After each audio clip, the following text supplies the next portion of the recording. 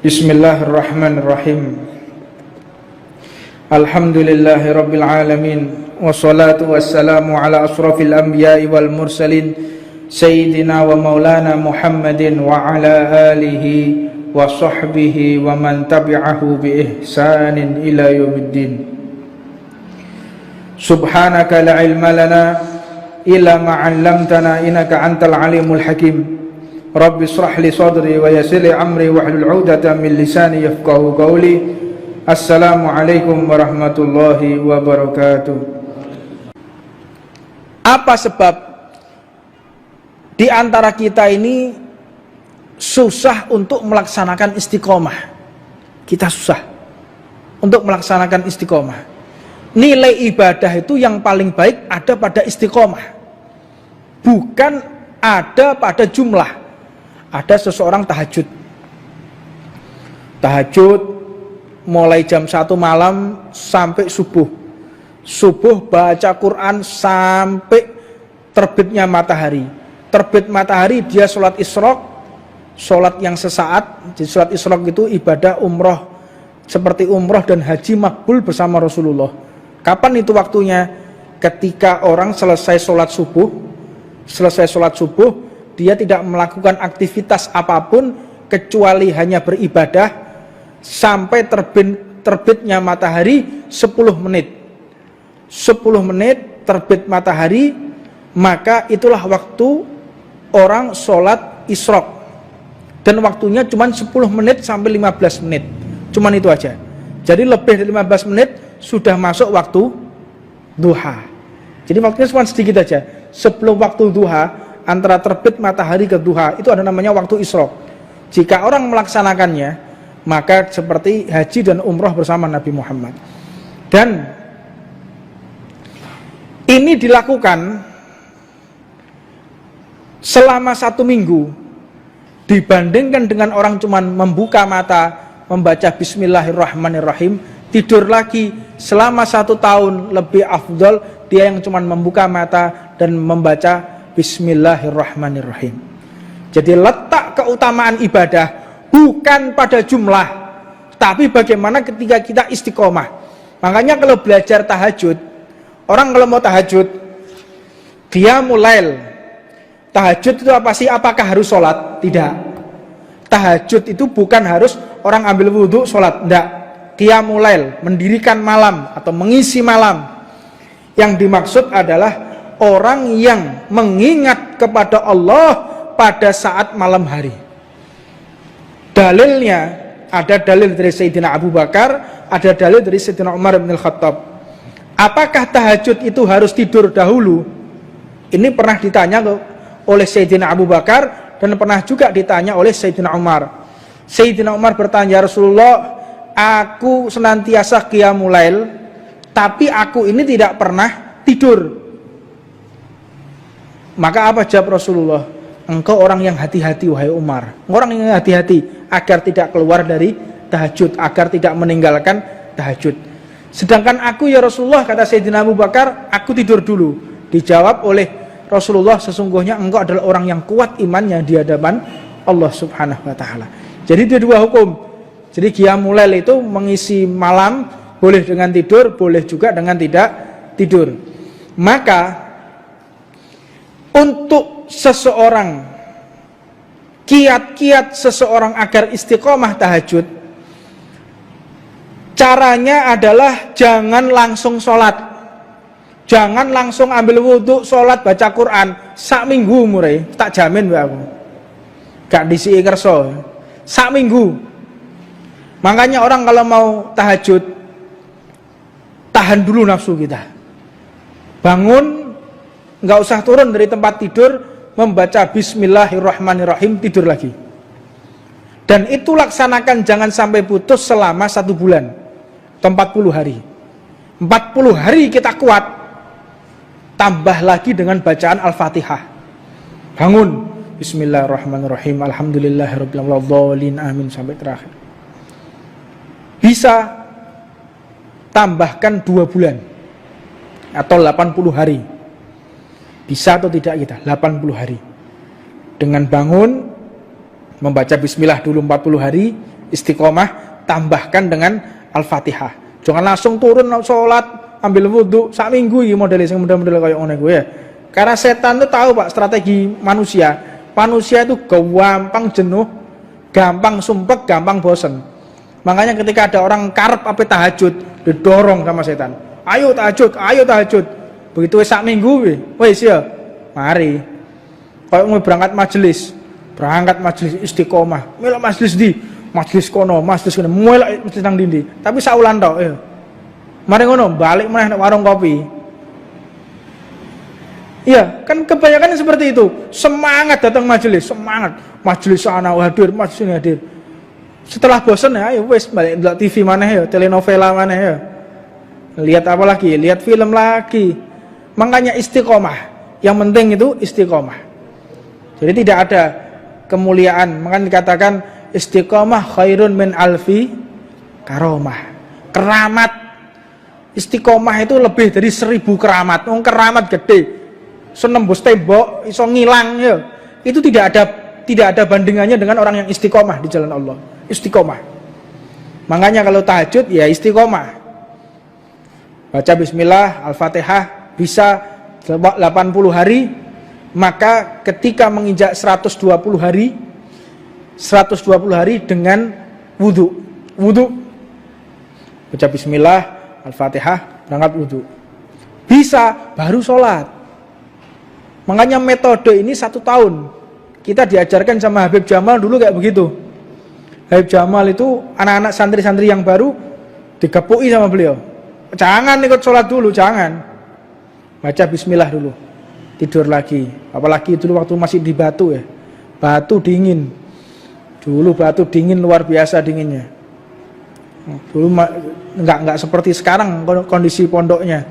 Dulu kita keadaan ekonomi yang setengah mati, mangane sego mbek uyah tok ya. Bukan mau mengeluh tidak, tetapi semua itu pasti akan ada masanya. Singkat cerita, istiqomah ini harus kita lalui. Dengan kita melalui keistiqomahan ini, engkau akan menjumpai kemuliaan dari Allah. Istiqomah di semua perkara. Contoh istiqomah pakai kopiah, istiqomah pakai sarung, istiqomah pakai serban. 40 hari engkau akan memiliki karomah di hadapan Allah. Ini janji guru-guru kita. Engkau mau pakai kopiah 40 hari, duduk nggak kopiah turu gawe adus gawe lo ya. Maknanya kita menghidupkan ihya sunnah, menghidupkan sunnah dengan pakaian Rasulullah. Kita keluar pakai kopiah, pakai sarung, untuk kita syiar. Kita belum bisa berdakwah, kita belum bisa ceramah, tampakkanlah bajunya Nabi Muhammad. Saya berdakwah dengan sarung ini, saya berdakwah dengan surbanku, saya berdakwah dengan senyumanku. Istiqomah, maka engkau akan mendapatkan karomah dari Allah Subhanahu wa ta'ala. Setelah kita istiqomah, maka engkau akan ketagihan. Istiqomah itu nagih, Pak. Tak percaya sampean. Sampean delok wong sing ngerokok. Wong sing ngerokok itu pertama enak apa gak? Ono ceritane wong rokokan langsung seneng. Ada. Iya toh? Orang ngerokok itu watuk-watuk dhisik, istiqomah deh. Lama-lama tambah enak akhirnya apa? Ketagihan, kecanduan ya. Iki lho, ngerokok lho sing gak enak, langsung ndak enak. Itu kalau istiqomah bisa menjadi enak. Nah, apalagi kalau kita tahajud, kita sholat di masjid. Kalau sudah istiqomah, wah bahagia sekali kita. Makanya laksanakan daripada perbuatan ibadah itu yang istiqomah. Di majelis jangan sampai kita tinggalkan. Setiap minggu, setiap Senin malam Selasa itu ada majelis di sini. Selasa malam Rebu ada di Asa'adah, Rebu malam Kemis sama Habib Alwi, nanti Jumat malam Sabtu sama Habib Bidin Rotipan, nanti Minggu malam Senin sama Habib Alwi di sini. Rutinitas. Isi daripada taklim, isi kegiatan kita dengan beribadah kepada Allah Subhanahu wa taala. Adapun bab selanjutnya ini tentang seseorang yang memperbanyak bacaan Al-Qur'an. Sebab jika seseorang sudah memperbanyak baca Al-Qur'an, engkau bisa dicintai oleh Al-Qur'an. Tiada lain yang ada di dalam hati kita kecuali Al-Qur'an, maka Al-Qur'an akan menghibur kita. Kalau sudah pegang sumpeknya kayak apa, sudah pegang Al-Qur'an, masih utangnya sak ndi-ndi ya. Utang di mana-mana, ditagih kanan kiri, udah megang Al-Qur'an, hilang semua. Terasa indah, terasa di surganya Allah. Ini orang yang senantiasa membaca Al-Qur'an. Maka jika seseorang memperbanyak baca Al-Qur'an, Nabi Muhammad mengatakan ghuridat alayya dunuba ummati falam ara dzamban a'zama min suratin minal Qur'an au ayatin au tiyaha rajulun thumma nasiyaha. Seseorang yang membaca Al-Qur'an kemudian dia menghafalnya, kata Rasulullah, orang akan banyak diampuni oleh Allah. Ghuridat alayya dunubah, ditampakkan di hadapanku dosa-dosa, kata Rasulullah. Ini dalil Nabi Muhammad itu mengetahui kita beribadah atau kita maksiat itu dilaporkan kepada Rasulullah SAW. Ghuridat alayya dunubu ummati, aku telah menyaksikan perbuatan dosa-dosa umatku. Falam ara dzamban a'zama, tidaklah aku jumpai yang lebih besar min suratin minal Qur'an, daripada surat-surat Al-Qur'an atau ayat-ayat au ayatin atau ayat-ayat yang ada di dalam Al-Qur'an, utiyaha rajulun thumma nasiyaha, dia menghafal Al-Qur'an lalu dia melupakan. Dosa yang paling gede itu orang yang membaca Al-Qur'an sampai dia hafal lalu dia menghilangkan. Makanya hati-hati, yang kita masih kecil dulu hafal juz amma, terus saiki lali, kepuki malaikat sampean. Hati-hati, jangan sampai untuk melupakan Al-Qur'an. Aku mbiyen cilikku apal aku Waqiah. Yasin cilikanku apal. Lah saiki wis kaken penggawean. Sampean bakal diazab sama Allah. Cilikanku mbiyen hafal amma yatasaalun, hafal sabihisma, semuanya hafal. Terus tabarok saya hafal, bangga deh. Saiki kaken mikir donya, Pak. Mikir kreditan sepeda motor lho, gak mari-mari, stres saya. Sampai lali kabeh Qur'an. Ini wong sing diazab sama Allah. Hafalno Qur'anmu, insyaallah semuanya akan menjadi lancar. Ini yang bisa saya sampaikan. Mudah-mudahan ada manfaatnya buat kita, menambahkan iman kita kepada Allah Subhanahu wa taala dan membuat kita menjadi ahlul Qur'an. Al-Qur'an mencintai kita dan kita pun dicintai oleh Al-Qur'an. Rabbana atina fid dunya hasanah wa fil akhirati hasanah wa qina adzabannar. Wa alamana wa sayyidina habibana wa barakatuh wa wa alamana qutb zaman habib Umar bin Hasan bin Habibullah hadratin Nabi sirril Fatihah. Faqala Rasulullah sallallahu alaihi wasallam, man ja'ala al-Qur'an amamahu qadahu ilal jannah. Beliau baginda Nabi Muhammad telah memberikan bisyarah, pertanda kepada kita.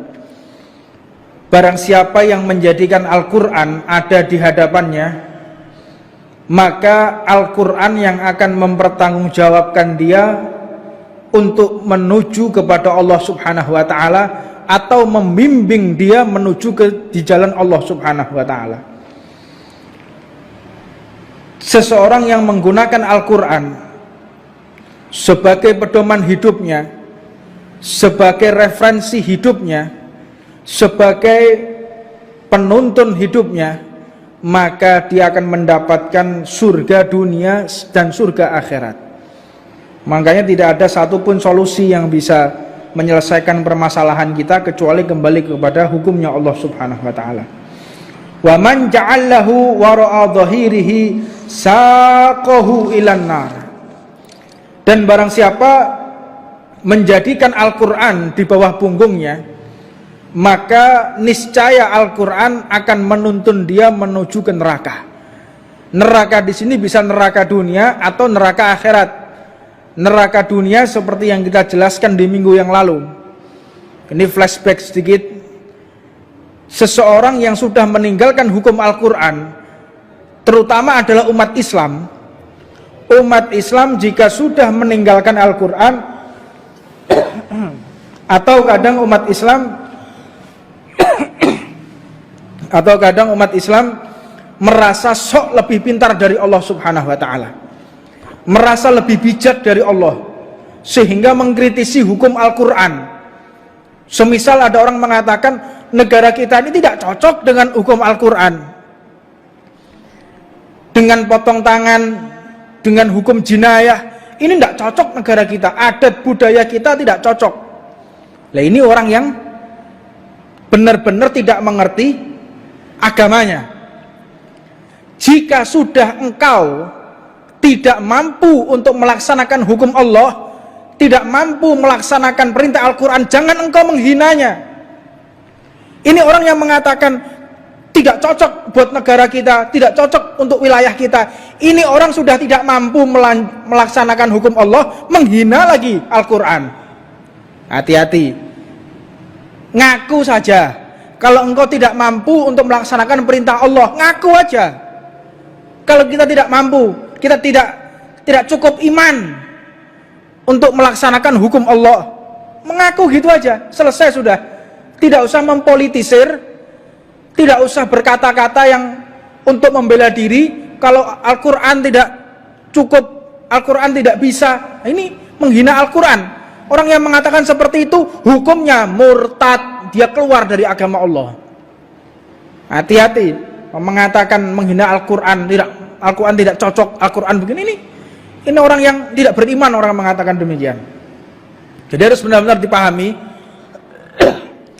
bahwa di negara kita ini tidak ada hukum yang melawan Al-Quran. Jadi hukum yang ada di negara kita ini semuanya sesuai dengan Al-Quran, semuanya sesuai, tetapi tidak lengkap. Hukum yang ada di Indonesia ini sudah mendekati hukum Al-Quran. Apa sebab? Ada tim ro'yahnya, iya kan? Ada tim ro'yah, ro'yatul hilal, melihat bulan, menentukan tanggal Idul Fitri, menentukan tempat pemakaman. Ada tim untuk jenazah dan lain sebagainya, sudah diatur di dalam negara kita, termasuk haji. Ini kan hukum Al-Quran, ini haji diatur oleh negara kita. Negara kita sudah melaksanakan hukum Al-Quran, tetapi belum sempurna. Makanya kalau ada orang mengatakan Al-Quran tidak cocok dengan negara kita, ini orang yang benar-benar keluar dari agama Allah Subhanahu wa ta'ala. Jangan mengentengkan apa yang ada di dalam Al-Quran. Dan jika orang-orang yang semacam ini saqahu ilan nar, dia akan mendapatkan siksaan dunia, tersiksa hukumnya. Orang yang benar-benar meninggalkan Al-Quran sumpek dan selalu khawatir dengan kejadian yang ada. Beliau Nabi Muhammad SAW mengatakan, an-naru ila fasaqatil quri'a asra'u minha ila abdatil awthan. Ini ancaman. Api neraka ini lebih cepat merenggut para pembaca Al-Quran yang fasik daripada merenggut mereka yang menyembah berhala. Ada orang ngerti hukum Allah, ada orang ngerti peraturan fikih, tetapi dia tidak mau melaksanakan fikih, dia tidak mau menerapkan hukum Allah dengan alasan berbagai alasan. Maka mereka ini yang mengerti tentang agama, tidak mau menyuarakan suaranya tentang masalah agama yang dia ketahui, dia akan dibakar di neraka sebelum Allah membakar para penyembah berhala. Makanya hati-hati kalau kita belajar agama terus kita melanggar apa yang kita tahu, fal iyadzubillah min dzalik. Annal Qur'an gharibun fi jawfi zalim wa annahu kam min qari'in yaqra'ul Qur'an wal Qur'an yal'anahu. Subhanallah. Annal Qur'an gharibun, Sesungguhnya Al-Quran ini tidak akan betah singgah di hati orang-orang yang zalim. Orang yang zalim kepada diri sendiri maupun zalim kepada orang lain, ini Al-Quran tidak akan pernah singgah di dalam hatinya. Tidak akan bisa. Di dalam arti tidak akan betah, tidak akan singgah. Dia tidak akan bisa untuk melaksanakan hukum Allah. Dia tidak akan mampu untuk melaksanakan perintah Allah Subhanahu wa ta'ala. Fakam, dan ketahuilah berapa banyak orang yang membaca Al-Quran sedang Al-Quran lagi melaknat dia. Dia membaca Al-Quran, tapi Al-Quran mengutuk dia. Apa yang dimaksud? Yaitu orang yang senantiasa perbuatannya bertentangan dengan apa yang dia baca. Dia membaca laknatullahi ala kadzibin, tapi dia berdusta. Allah mengutuk orang-orang yang zalim. Dia membaca Al-Quran ini dibaca fadilah, tapi kalau dia melaksanakan ancaman Allah, Al-Quran tersebut telah mengutuk dirinya. Allah melaknat orang-orang pemakan riba, sedangkan dia makan riba. Al-Quran telah mengutuk dia. Mereka yang senantiasa menenggak minuman keras, menenggak pil koplo, dia membaca Al-Quran, maka Al-Quran telah mengutuk dia. Terus gimana ini? Berarti kita nggak usah baca Al-Quran, kan begitu? Daripada Al-Quran mengutuk kita, kita tidak usah membaca Al-Quran, berarti begitu? Maknanya Al-Quran itu akan menuntun kita. Kita lihat aja Al-Quran, dilihat aja, nggak usah dibaca, dilihat aja, itu akan menuntun kita. Ini yang dimaksud adalah orang yang mengerti hukum, orang yang mengerti hukum tetapi tidak menerapkan. Orang mengerti hukum, bagaimana hukumnya jika engkau memiliki istri tidak memakai kerudung, nggak pakai jilbab, gimana hukumnya? Haram, dosa. Tapi engkau membiarkan istrimu tidak memakai jilbab, engkau dikutuk oleh Al-Quran. Engkau mengerti hukum jika seorang perempuan menggunakan parfum lalu sampai tercium oleh lawan jenisnya, maka zina. Ketika engkau membiarkan istrimu yang seperti itu, engkau dikutuk oleh Allah Subhanahu wa ta'ala, dikutuk oleh Al-Quran. Makanya ilmu ini jangan cuman kita tambah, ilmu ini jangan cuman kita pelajari, tapi diamalkan, diterapkan. Karena ketika kita menuntut ilmu tanpa ada penerapan, tanpa ada pengaplikasian, justru akan membuat kita semakin jauh dari Allah Subhanahu wa ta'ala. Al-Imam Maimun bin Mahran radhiyallahu ta'ala anhu, beliau mengatakan banyak seseorang ini yang membaca Al-Quran tetapi Al-Quran justru melaknat dirinya. Maka beliau ditanya, apa maksud ini? Orang baca Al-Quran tapi malah melaknat Al-Quran tersebut. Beliau menjawab bahwa laknat Allah bagi para pendusta, sedangkan yang membaca adalah seorang pendusta. Ia membaca tentang masalah ancaman Allah, sedangkan dia melaksanakan segala yang telah diancamkan oleh Allah Subhanahu wa ta'ala. Maka Al-Quran menjadi pengutuk buat dia. Disebutkan dalam hadis, innal munafiqil ladzi yaqra'ul Qur'an mathalahu mathal raihanah rihuha thayyibun wa ta'muhu murrun. Orang yang membaca Al-Quran, ada orang munafik membaca Al-Quran, ini diibaratkan oleh baginda Nabi Muhammad seperti semerbak bau wangi tetapi rasanya pahit. Ada seseorang yang ada 3 kategori di dalam kitab Nasoih Diniyah, yang lain itu disebutkan oleh Imam Haddad.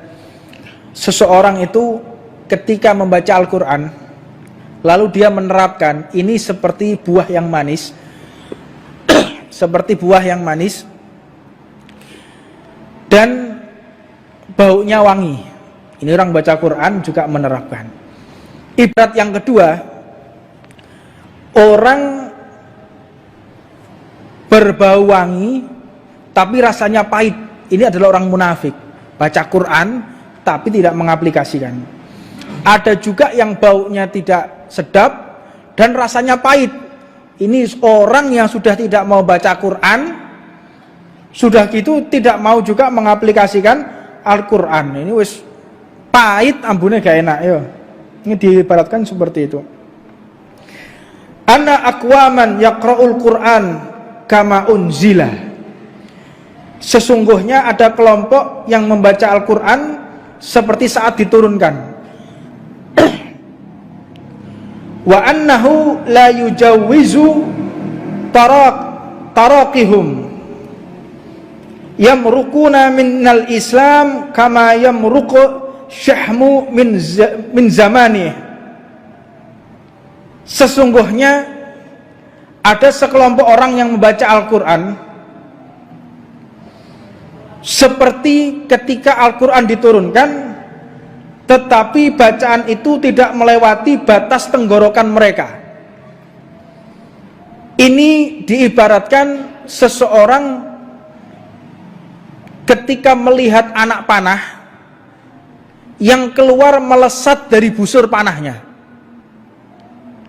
Itulah orang-orang yang membaca Al-Quran tetapi dia tidak melaksanakan apa yang telah Al-Quran perintahkan. Fal'iyadu billah min dalik. Makanya kata Allah subhanahu wa ta'ala di dalam satu hadis sebutkan oleh baginda Nabi Muhammad, khairukum man ta'alamal Qur'an wa 'allamahu. Termulianya kalian, saking tingginya orang yang mengerjakan ini, sambil mengatakan khairukum, yang paling mulia di antara kalian adalah orang yang belajar Al-Quran dan mengajarkannya.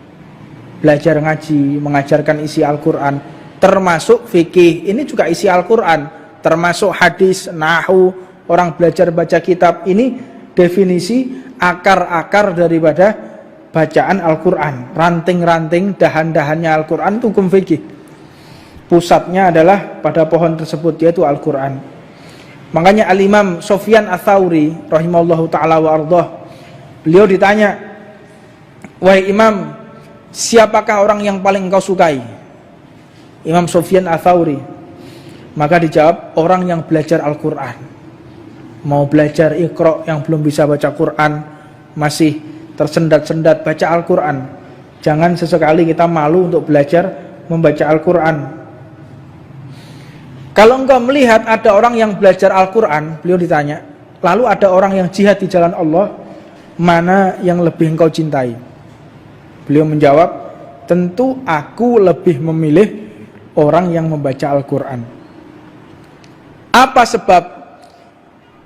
Di antara kita ini susah untuk melaksanakan istiqomah. Kita susah untuk melaksanakan istiqomah.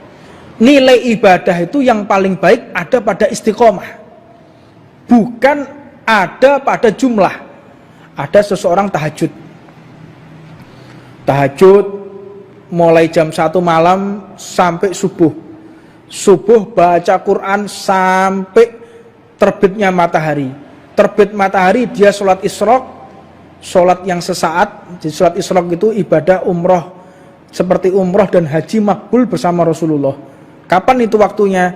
Ketika orang selesai sholat subuh, dia tidak melakukan aktivitas apapun kecuali hanya beribadah sampai terbitnya matahari 10 menit.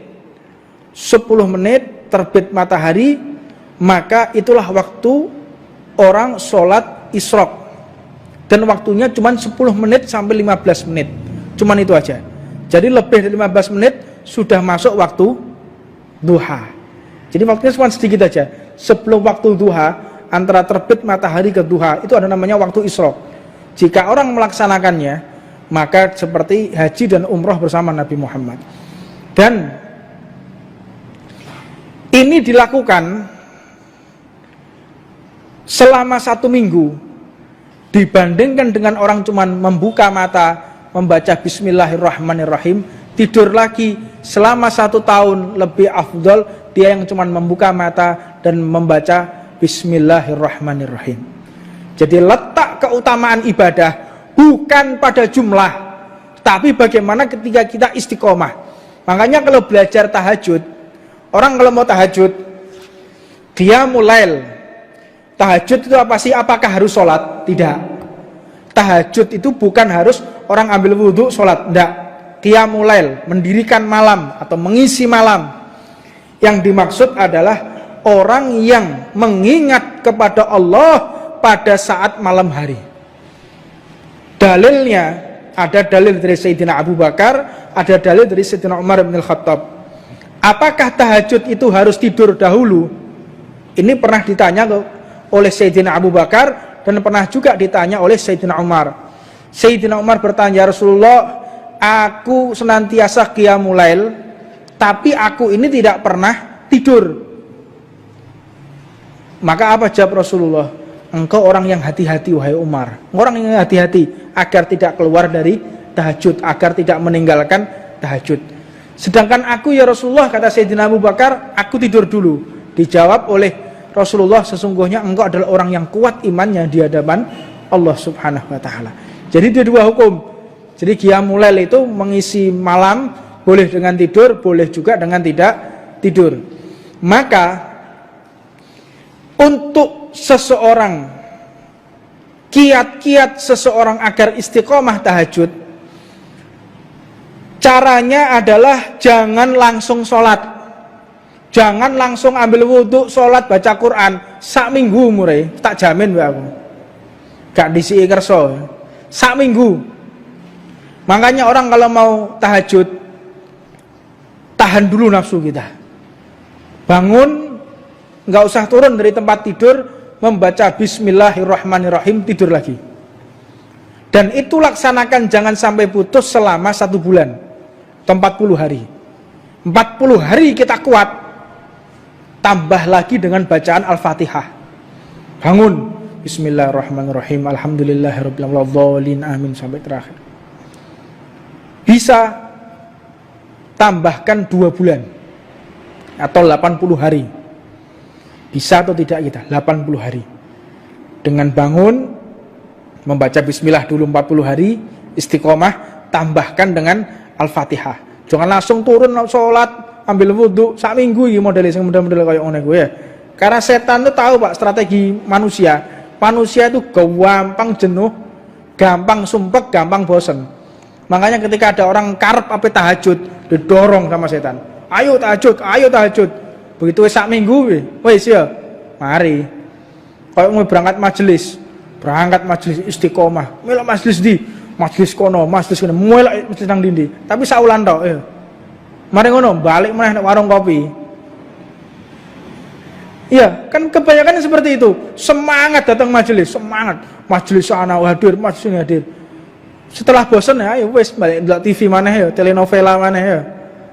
Lihat apa lagi? Lihat film lagi. Makanya istiqomah. Yang penting itu istiqomah. Jadi tidak ada kemuliaan. Makanya dikatakan istiqomah khairun min alfi karomah. Keramat. Istiqomah itu lebih dari 1000 keramat. Keramat gede. Senembus tembok, iso ngilang ya. Itu tidak ada bandingannya dengan orang yang istiqomah di jalan Allah. Istiqomah. Makanya kalau tahajud ya istiqomah. Baca bismillah, Al-Fatihah bisa 80 hari, maka ketika menginjak 120 hari dengan wudu. Baca bismillah, Al-Fatihah, berangkat wudu. Bisa baru sholat. Makanya metode ini 1 tahun. Kita diajarkan sama Habib Jamal dulu kayak begitu. Habib Jamal itu anak-anak santri-santri yang baru digepui sama beliau. Jangan ikut sholat dulu, jangan. Baca bismillah dulu, tidur lagi. Apalagi dulu waktu masih di Batu ya. Batu dingin.